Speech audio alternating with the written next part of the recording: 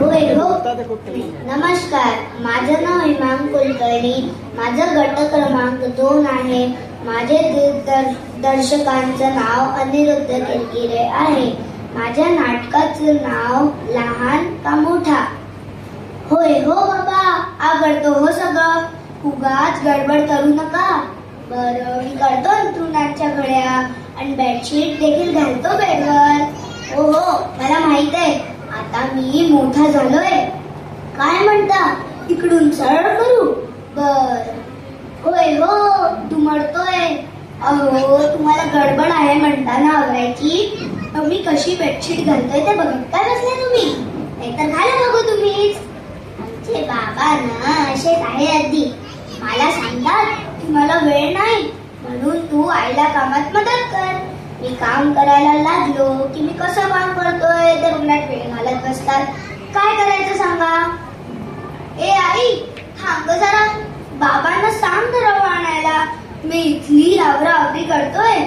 त्यांनी सकाळपासून पेपर वाचण्याव्यतिरिक्त काही काम केले नाहीये. आणि हो, एक काम चांगलं केलंय. 2 मोठे कप चहा पिऊन झालाय. हो गा बाई, मला माहित आहे. उलट बोलायचं नाही. मी काही आता लहान नाही. मला एवढं समजायला हवं वगैरे वगैरे. टेप नको सुरू करू. आणतो मी रवा नंतर. बाबा, काय म्हणता तुम्ही? तुम्ही तुमच्या आईला म्हणजे माझ्या आजीला कामात खूप मदत करायचा. आईचं सगळं ऐकायचा. पण परवाच आजी म्हणत होती तुम्ही लहान असताना आईची काही मदत केली नाही म्हणून. मग तुम्ही सांगता ते खरं की आजी सांगते ते खरं? काय म्हणता, मोठ्या माणसांसमोर मी चुरू चुरू बोलतोय. लहान आहेस मी अजून. अहो, एकदा काय ते फायनल सांगा. मी लहान आहे का मोठा? दर 2 मिनिटात तुमचे मत बदलतात. बरं, राहिलं. नाही बोलत आता काही. या मोठ्या माणसांचं काही समजत नाही. यांच्या मनात आलं की मी लहान तर लहान. यांना वाटलं की मी मोठा झालो तर मोठा. मलाच कन्फ्युजन व्हायला झालंय. मी लहान आहे का मोठा? अरे, परवाचीच गंमत सांगतो मी तुम्हाला.